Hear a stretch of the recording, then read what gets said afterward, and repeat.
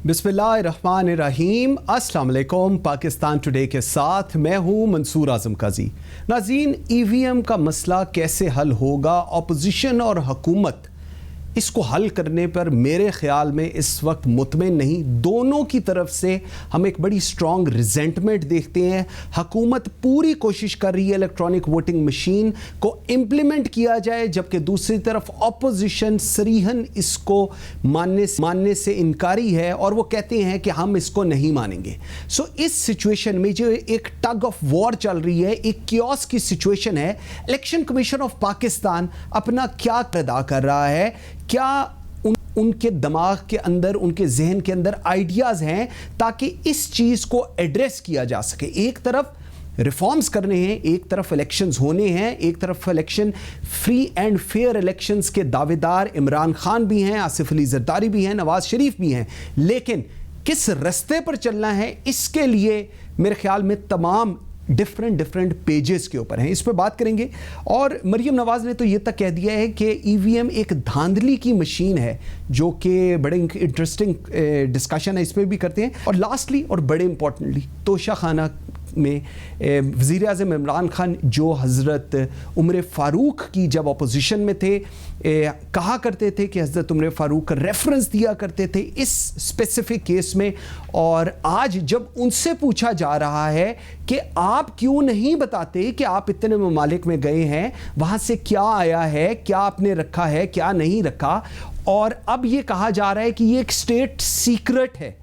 तो सवाल ये है कि अगर ये स्टेट सीक्रेट है तो फिर किस सीक्रेट के तहत आसिफ अली जरदारी, यूसुफ रज़ा गिलानी और नवाज शरीफ के खिलाफ तोशा खाना केस बनाए गए, रेफरेंस बनाए गए, जो सबसे स्ट्रॉन्ग रेफरेंस हम लोग इस वक्त देखते हैं?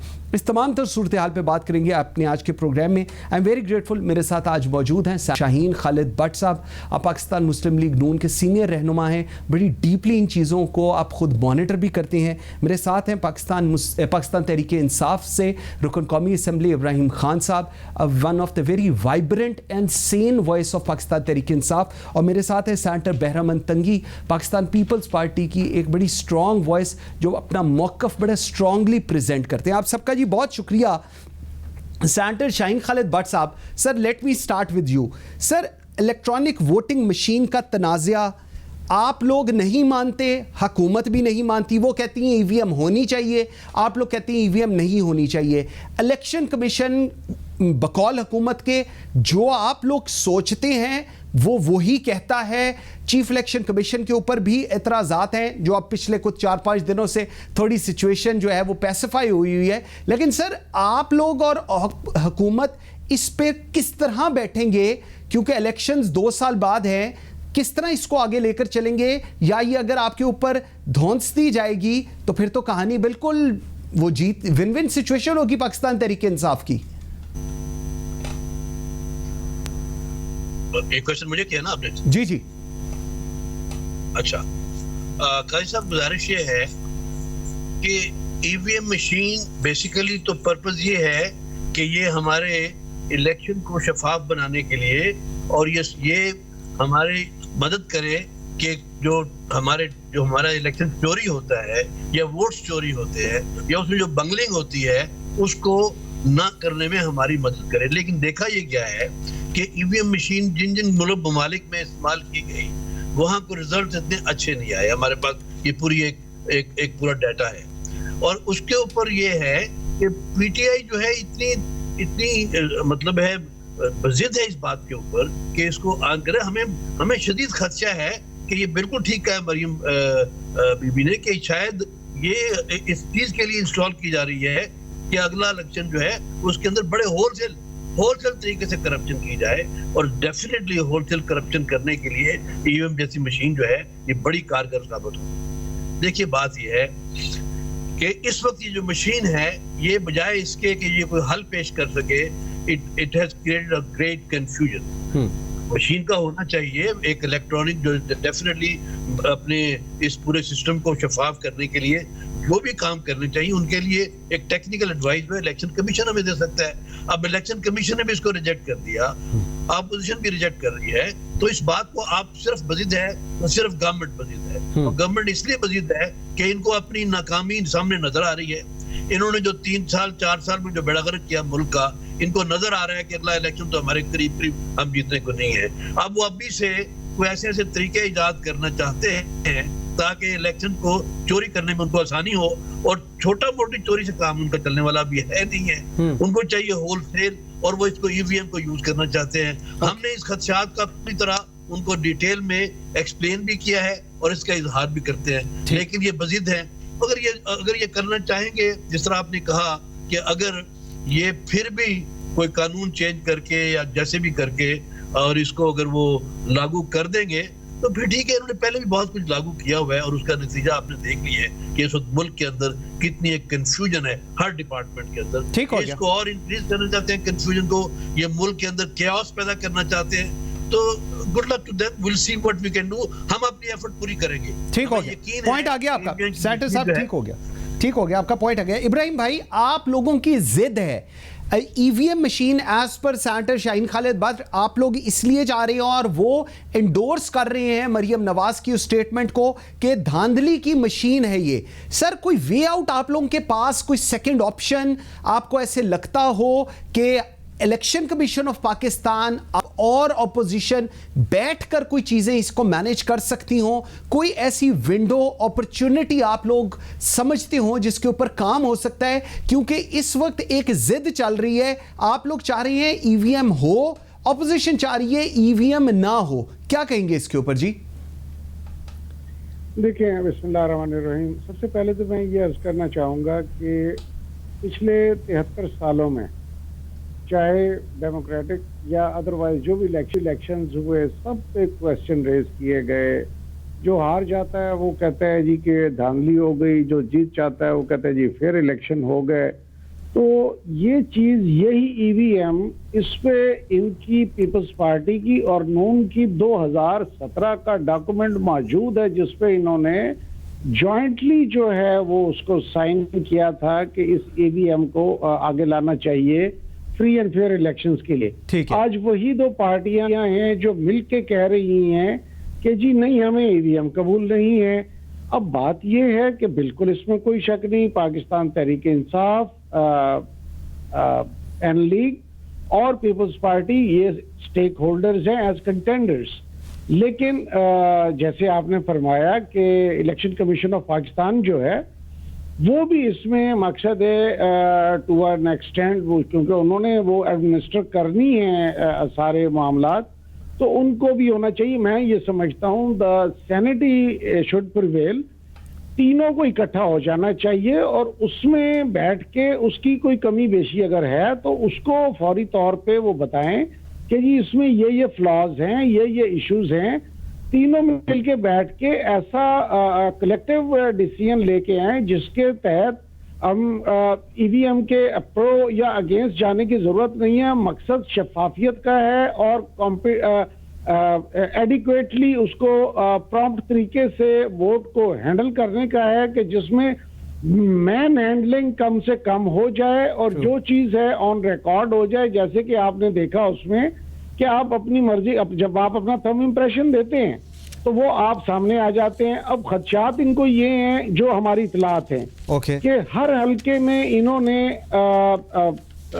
मुस्लिम लीग नून ने पंजाब में खसूसन और सिंध में जो है वो पीपल्स पार्टी ने अपने अपने तरफ से वोटों के अंदराज कुछ इस अंदाज में करवाए हुए हैं कि अब अगर ये ईवीएम मशीन पे आते हैं तो वो एक्सपोज हो जाएंगे। तो वो जो ही उसका पता चलेगा कि ये तो खैरपुर का रहने वाला है और ये कराची में आके कैसे वोट दे रहा है, या ये मकसद है कि पंजाब के फलां हिस्से का रिहायशी और ये यहाँ पे कैसे आगे वोट दे रहा है। तो ये चीजें हैं जिसको लिए इन्होंने, अगर इतना इनको मकसद है कि ईवीएम पे था, ऑब्जेक्शंस थी या ये समझते हैं कि ये नाकाम हुई है और नाकाम है, तो इन्होंने 2017 में ठीक है। ज्वाइंट कैसे वो किया था, एक रेजोल्यूशन और इन राइटिंग लेके आए थे हर चीज को, इट्स ऑन रिकॉर्ड। बिल्कुल ठीक। मैं ये चाह रहा हूं कि आपने जो बात की है वो I think that is the best solution. All three of them sit together और उसको बैठ के एक ऐसा सिस्टम जो कि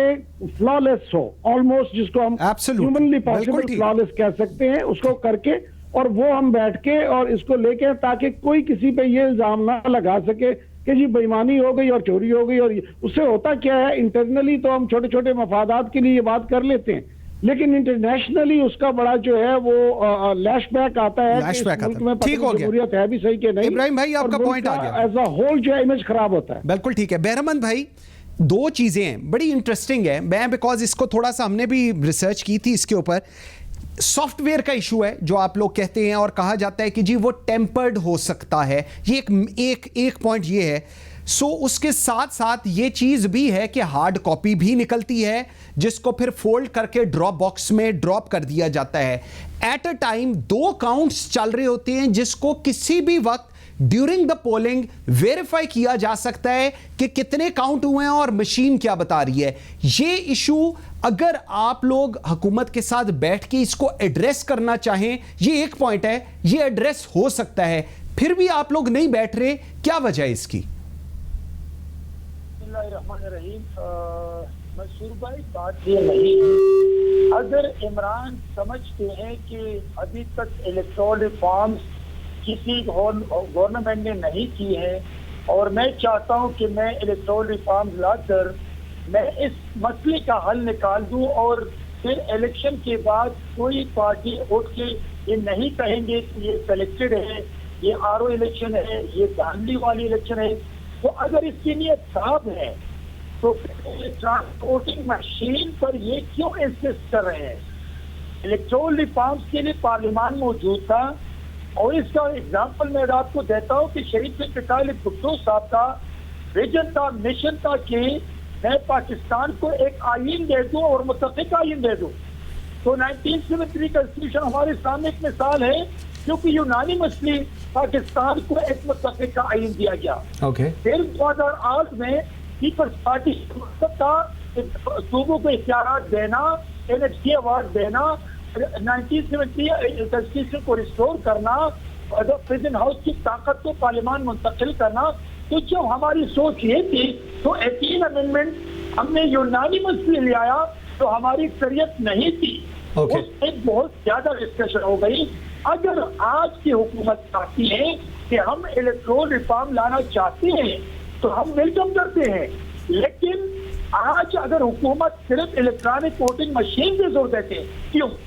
आज से वो मुतनाज़ा है। हम ये डिमांड करते हैं कि कानून साजी के लिए पार्लियामान मौजूद है, कमेटी बनाए और फिर इलेक्टोरल रिफॉर्म के लिए तमाम अपोजिशन लीडर जमातें मुत्तफिका बैठकर इस मसले का हल निकाल सकते हैं। लेकिन अगर हुकूमत समझे कि नहीं, अगर आप नहीं मानते तो हम ऑर्डिनेंस के लिए ले आएंगे, अगर आप नहीं मानते आज तो हम जॉइंट सेशन के जरिए हम इस पर मुसलत करेंगे मुल्क पर, तो ये एक्सेप्टेबल नहीं है। अगर इनकी सोच पॉजिटिव है तो ये पार्लियामान के जरिए मुत्तफिका लेजिस्लेशन करके शफाफ और शफाफ इलेक्शन हो सकते हैं, जो इलेक्शन कमीशन का काम है। लेकिन आज भी इलेक्शन कमीशन पे इनके फेडरल मिनिस्टर इल्जामात लगा रहे हैं जो गलत है, नहीं लगाने चाहिए। बिल्कुल ठीक कह रहे, बिल्कुल ठीक कह रहे। सेनेटर शाहीन खालिद भट्ट साहब, सर दूसरी चीज ये आप लोगों की तरफ से, ऑपोजिशन की तरफ से कहा गया कि जी ये वाईफाई से कनेक्टेड होगा, अगर वाईफाई ना चले और या वाईफाई से अगर कनेक्टेड होगा तो इसमें लीकेज हो सकती है वोट्स को लेकर। ये वाईफाई से कनेक्टेड नहीं है, नंबर 1। और सर अगर इसको कनेक्ट कर दिया जाए विद नादरा तो फिर एरर की जो परसेंटेज है वो शायद 0% पर आ जाए और बिल्कुल एक्यूरेटली हमें पता चल सकता है कि कितने वोट्स डले हैं पूरे पाकिस्तान से। और उसके साथ ही विद इन जिस वक्त पोलिंग खत्म होती है उससे 2 से 3 मिनट के अंदर अंदर आपको फॉर्म 45 वहीं पर मिल जाएगा। पूरी रात बैठना और ये उनका इंतजार करना, उसके बाद धुंध आ जाना, ऐसा कोई सिनेरियो नहीं होगा। सर अपेरेंटली तो चीजें ठीक है, इतनी कोई मुश्किल तो नहीं है इनमें। ये बट काजी साहब आप ये सोचिए कि हमारा असल में मसला है क्या हमारा मसला सिर्फ ये है कि हमारा वोटिंग का जो रिजल्ट है वो लेट आता है, उसको टाइम आना चाहिए? हमारा ये मसला नहीं है सिर्फ, ये तो सारे उनके, ये तो अपने अपने जो करप्शन है उसको फैसिलिटेट करने के हथियार हैं कि आप उनको लेट कर देते हैं, लोगों को किडनैप कर लेते हैं। मुझे ये बताएं, ये मशीन जो है ये किस तरीके से इनके ब्रेन को भी वॉश करेगी और इनके ब्रेन की इनकी जो नीयत है उसको ठीक करेगी, और ये किस तरीके से स्टॉप करेगी कि आप लोगों के जो आर्म्स हैं और जो एजेंट्स हैं उनको किडनैप करके तो दूर कहीं ले जाए। बात ये नहीं है सर, बात ये है कि अगर उन्हें रिफॉर्म लानी है तो पहले तो अपनी नीयत पे लाएं, सच्ची बात उसमें लाएं। और दूसरी बात है कि मशीन से हम इख्तलाफ नहीं कर रहे, हम चाहते हैं कि इसके ऊपर बड़ी एक इलेबोरेट किस्म की स्टडी हो, अपोजिशन को मिला के हो, इलेक्शन कमीशन को साथ मिला के जिन्होंने इसको यूज करना है मिला के इसके ऊपर स्टडी हो, और इसके लिए अगर टाइम लगता है, इसके लिए अगर कुछ टाइम और लगता है टू फाइंड आउट, अपनी तरफ से एफर्ट करने में कि ये फुल प्रूफ रिजल्ट दे, तो उसके लिए टाइम लग जाए। इनको जल्दी क्या है, इनको जिद क्या है? इसलिए कि they are worried about the next election. साफ जाहिर आता है कि इनकी घबराहट, इनका पैनिक और इसको इस मशीन को अगले ही इलेक्शन में यूज करने की जो ख्वाहिश है, उससे हमें और भी खौफ आता है कि इन्होंने कुछ प्लान किया हुआ है और हम उससे खौफजदा है।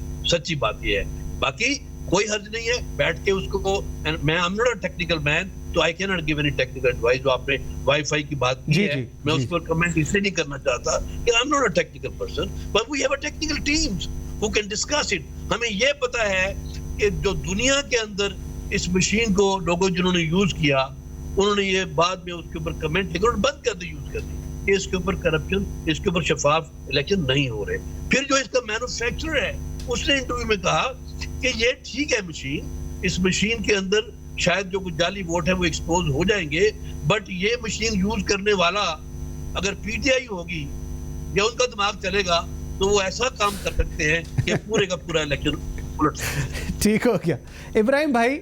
अब सारी सिनेरियो ये है, जो टेक्निकल पॉइंट्स थे, जो मेजर टेक्निकल ऑपोजिशन की तरफ से चीजें आई वो मैंने बताई, जो कि एड्रेस हो सकती हैं और उसमें कोई दो राय नहीं है, ये चीजें एड्रेस हो सकती हैं। अगर आप लोग नादरा के साथ इसको कनेक्ट कर देंगे डेटाबेस को, तो मेरे ख्याल में वो जो एरर का एलिमेंट है वो आप 0 पर भी लेकर जा सकते हैं। फॉर्म 45 का भी इश्यू नहीं है, जो पोल कर रहा है उसको सिंक्रोनाइज अगर करना हो या उसको चेक करना हो हार्ड कॉपीज के साथ वो भी हो सकता है। अब इशू सिर्फ एक है, इशू ये है कि आपके ऊपर चाहे पाकिस्तान तहरीके पीपल्स पार्टी हो या पाकिस्तान मुस्लिम लीग नून हो, इनका ट्रस्ट लेवल नहीं है, और जब तक ट्रस्ट लेवल बहाल नहीं होगा ये इस चीज को एक्सेप्ट नहीं करने लगे। जनाब।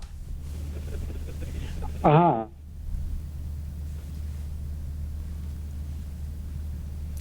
इब्राहिम खान साहब की जी एक टेक्निकल मामला है जिसको बैठ के टेक्निकली जो है इसको हैंडल किया जा सकता है। जो इनकी रिजर्वेशंस हैं, प्राइम मिनिस्टर ऑफ पाकिस्तान ने कहा कि आप आए बैठें, अगर आपको टेक्निकलिटीज का नहीं पता, जैसे शाहीन साहब फरमा रहे हैं, अपने लीगल एक्सपर्ट्स को भेज दे, जो टेक्निकल एक्सपर्ट्स हैं वो बैठ के आए, बैठ के इसको लेट्स मेक इट फ्लॉलेस, और किसी किस्म की इब्राहिम खान साहब की जी आवाज ये बात करना कि जी यहाँ पे आ जाएंगे। मेरी आवाज आ रही है? जी अब आई है, जी अब आई है, जी फरमाइएगा। हेलो जी फरमाइएगा जी। जी मैं कह रहा हूं कि ये कहना कि जी ये पीटीआई वाले बैठे होंगे तो मैनिपुलेट। व्यूअर्स एक छोटी सी ब्रेक लेते हैं जी, आवाज में इशू आ रहा है। इब्राहिम भाई 1 मिनट आवाज में आपकी, पोलिंग स्टेशन पे मेरी आवाज सुन लें। जी मैं सिर्फ इतना सा कह रहा हूं कि हर पोलिंग स्टेशन पे इनके पोलिंग एजेंट्स बैठे होते हैं, वो उधर भी बिठा दें, ईवीएम के ऊपर बिठा दें, किसी किस्म की किसी को जरूरत नहीं होगी वो करने की।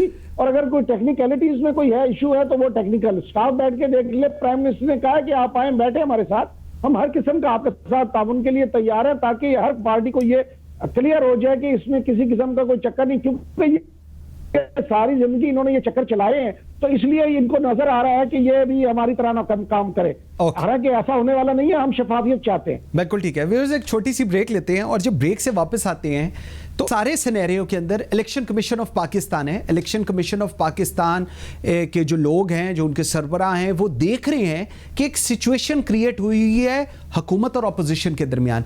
इसको एड्रेस करने के लिए क्या इलेक्शन कमीशन ऑफ पाकिस्तान को भी कोई इनिशिएटिव लेना चाहिए ताकि फ्री एंड फेयर इलेक्शंस हो सके, जो कि इलेक्शन कमीशन ऑफ पाकिस्तान की जिम्मेदारी है? इस पे बात करेंगे, मेरे साथ रहिएगा।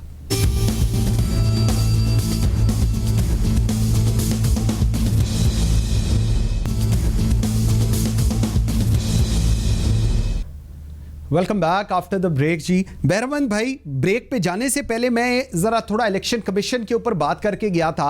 आपको नहीं लगता एक सिचुएशन है, एक कियोस की सिचुएशन है ऑपोजिशन और हुकूमत के दरमियान ईवीएम को लेकर? आप भी रिफॉर्म्स चाहते हैं, हुकूमत भी रिफॉर्म्स चाहती है। इलेक्शन कमीशन ऑफ पाकिस्तान अगर आपको हुकूमत को बिठाकर कोई वे आउट निकाले, because at the end of the day custodian election के इलेक्शन कमीशन ऑफ पाकिस्तान है, ना आप है ना हुकूमत है, क्या ख्याल है आपका इसके ऊपर? देखिए इब्राहिम भाई, हम हमेशा देखिए पाकिस्तान की पीपल्स पार्टी ने तो हमेशा इदारों का एहतराम किया है, और इदारों को देखिए, अगर इलेक्शन कमीशन पीपल्स पार्टी के वक्त में भी देख ले कि अपोजिशन लीडर को और हुकूमत बैठ के अब इलेक्शन कमीशन मुकर्रर किया था। आज आप भी सुन रहे, हम भी सुन रहे कि ये अपनी मर्जी चला रहे।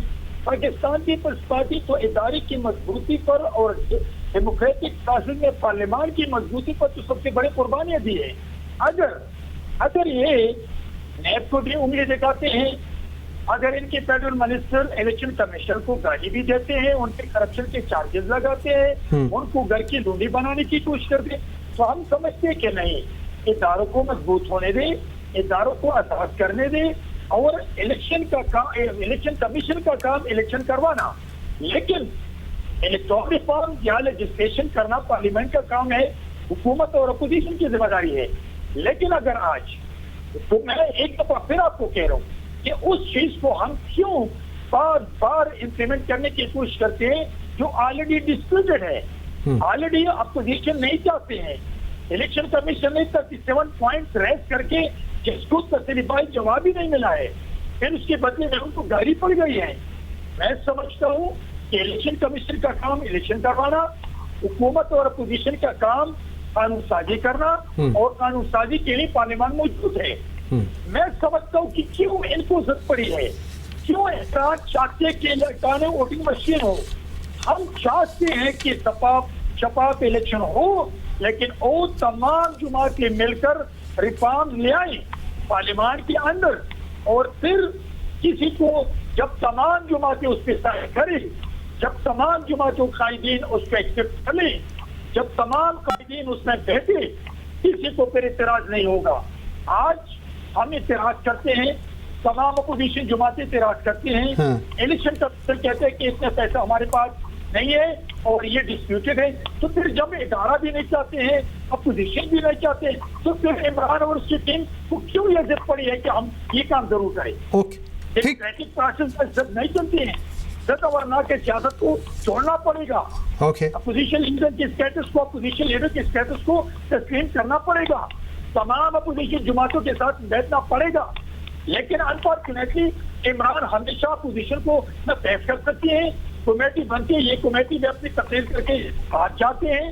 तो भाई खुदा का खौफ करें, आप बेशक वजीर आजम है, no doubt you are selected, but वजीर आजम है, आप पार्लियामान को ऑन बोर्ड लें। ठीक हो गया, आपका पॉइंट आ गया। थोड़ा सा आगे चलते हैं जी। सेनेटर साहब, 2-3 चीजें, हुकूमत ईवीएम की तरफ देख रही है और आप लोग नून लीग शायद कहीं और देख रही है। ख्वाजा आसिफ साहब की विशफुल थिंकिंग है कि इस्टेब्लिशमेंट इलेक्शन कराए। क्यों सर, क्यों कराए इलेक्शन कमीशन ऑफ पाकिस्तान क्यों ना कराए? क्यों इस्टेब्लिशमेंट की तरफ देखना है? इसको क्या मंतक है, मुझे जरा शॉर्टली ये समझाइएगा। आवाज नहीं आ रही जी सर। जी सर, मेरी आवाज आ रही है? जी जी बिल्कुल आ रही है सर।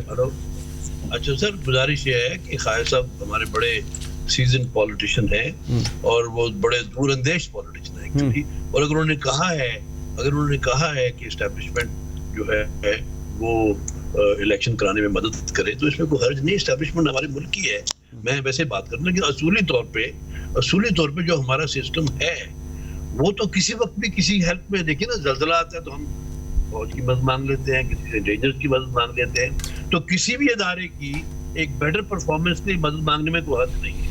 ओके। लेकिन उसके साथ साथ जो इदारे एक्चुअली रिस्पॉन्सिबल हैं एक स्पेशल टास्क को करने के लिए, जिस तरह इलेक्शन, जिस तरह तंगी साहब ने बताया कि हम तो वाकई हम इदारों को चाहते हैं कि इदारों की रिस्पेक्ट भी की जाए और इदारों की को स्ट्रांग भी होना चाहिए। और उनको तो उसमें अगर इलेक्शन कमीशन जो है, जो कि वाकई कस्टोडियन है इलेक्शन का होल्ड करने का, जिस तरह के अभी अब मैं फिर वहां पे बात मुझे बतानी पड़ेगी अगर आपने जानकारी दी कि पीटीआई इस वक्त इलेक्शन कमीशन को भी पार्टी बना रही है। और कितना जुल्म है कि बेड़ा यही पीटीआई ने एस्टेब्लिशमेंट के साथ किया, सॉरी, कि उसको एक पार्टी बनाने की कोशिश की। ये बहुत बड़ा जुल्म किया पाकिस्तान के साथ। और अब कोई इदारा ये छोड़ नहीं रहे।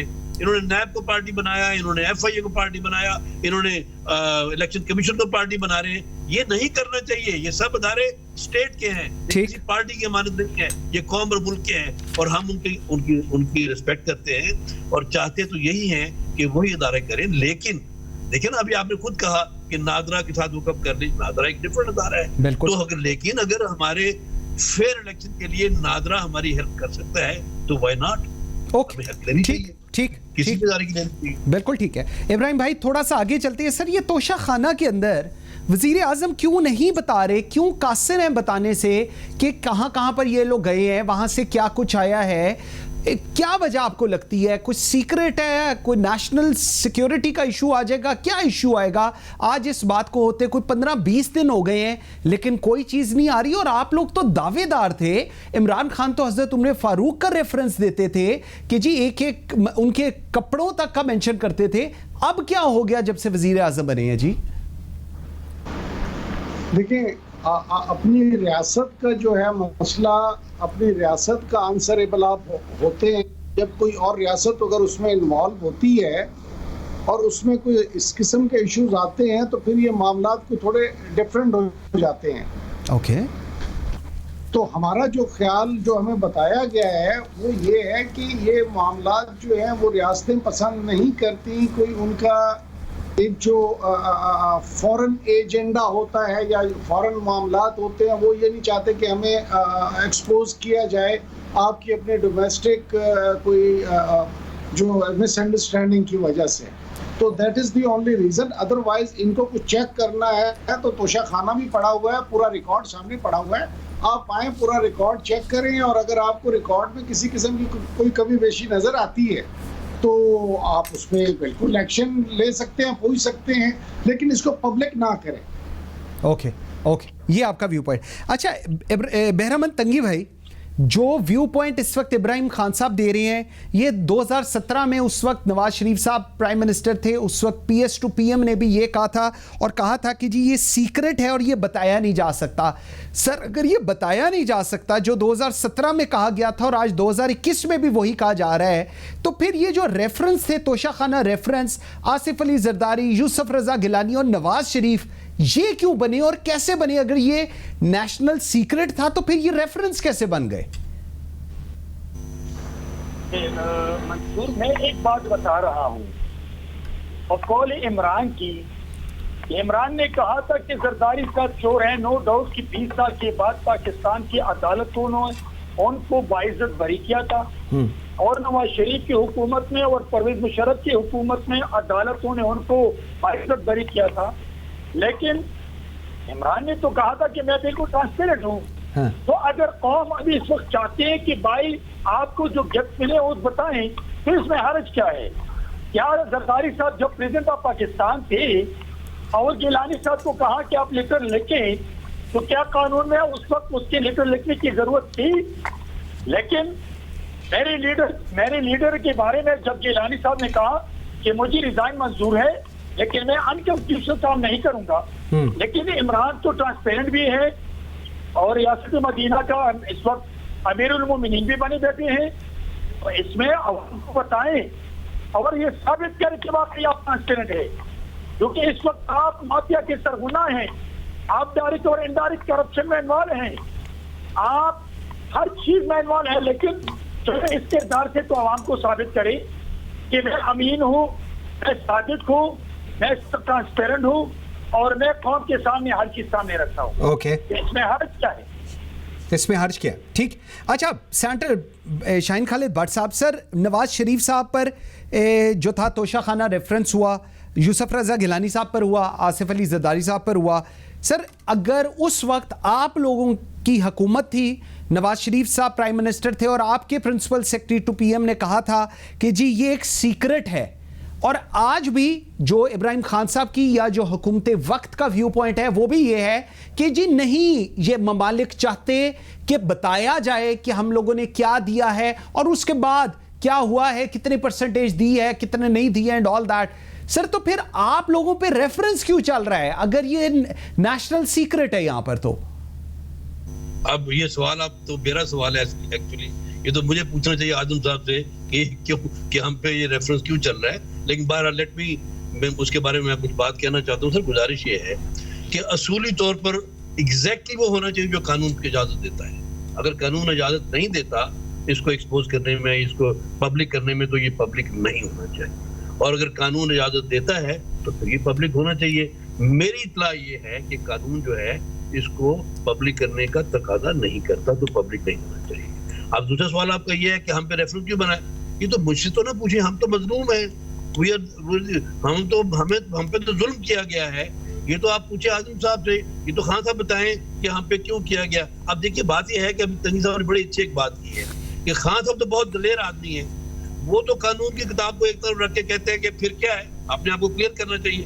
अब आपको मौका आया है ये साबित करने के लिए कि तमाम वो डायलॉग जो बोला करते थे कंटेनर के ऊपर, अब उनको साबित करें। कानून को एक तरफ रख दें आप, हम तो नहीं रखेंगे, हम कानून की बात करें। लेकिन अगर खान साहब कानून को एक तरफ रख के फिर भी अपने आप को अमीन और सच्चा साबित करना चाहते हैं, तो इससे बेहतर मौका कौन सा होगा? एक्सपोज करें अपने आप को, एक्सपोज करें, अपने लिए एक्सपोज करें, और अपनी जो सारी ये जो तोशा खाने की जो भी चीजें हैं उनको बताएं, पब्लिक करें, ताकि पब्लिक को पता चले कि ये जो सादिक जो अमीन है खान साहब, ये एक्चुअली अंदर से क्या है। जब इनके बाद इनके ऊपर आती है तो इनके तमाम यू टर्न जो है वो इनेक्ट हो जाते हैं। ठीक हो जो चीज हमारे लिए दुरुस्त है वो खान साहब के लिए दुरुस्त नहीं है। यही तो जुल्म है, यही तो नाइंसाफी है। इसीलिए इस मुल्क के अंदर एक क्यास है हर किस्म का कि इन्होंने खान साहब ने तमाम वो बातें जो हमारे लिए जुर्म करार दी, अब उन्हीं को उससे डबल तरीके से कर रहे हैं, और इसीलिए मुल्क का बेड़ा गर्क है। इब्राहिम भाई, अब दो चीजें, एक तो आप मुझे बताएं थोड़ा कि फिर ये रेफरेंसेस क्यों हुए अगर सीक्रेट है, और मैं आपकी बात मानता हूं कि अगर ये सीक्रेट है, जो इवन सेनेटर शाहीन भी कह रहे हैं कि सीक्रेट है और नहीं चाहते ममालिक के पता चले कि जी हमने क्या दिया हेड ऑफ स्टेट्स को या उनकी फैमिलीज को, जो कि हमारे पास बाद में एक लिस्ट तो eventually it will come to everyone कि जी क्या क्या दिया और क्या नहीं दिया। अगर हमारे पास पिछली मुशर्रफ साहब के दौर की and all that we can have it, तो वो तो ये भी आ जाएगी डाउन द रोड। लेकिन अब इस चीज को आप लोग फेस कैसे करेंगे? बिकॉज यहां पर आज सवाल यह है कि हज़रत उमर फारूक की एग्जांपल आप लोग देते थे, आज जब आप पर सवाल उठ रहा है तो आप इस बेस के पीछे जा रहे हैं कि जी नहीं सर, मुल्कों के नाम ना बताएं, बाकी की चीजें बता दें क्या आई हैं और उसको किसने किस परसेंटेज के ऊपर लिया है। जी पहले तो मैं ये बता दूं कि इन पर तोशा खाना के केसेस क्यों बने, क्योंकि इन्होंने अपना फेक वहां पर वो ऑर्नामेंट रख के, जो वो अमेरिकन लेडी जो दे के गई थी, या मकसद है कि वो अपना तुर्की के सदर की बेगम दे के गई थी, फेक वो ऑर्नामेंट जमा करा के जो ओरिजिनल थे उठा के घर लेके गए। तोशा खाना में अगर कोई ऐसी चीज है जो कि हमें रिसीव हुई है और हम उसको उठा के घर लेके गए हैं, तो फिर तो हमारे ऊपर केस होंगे।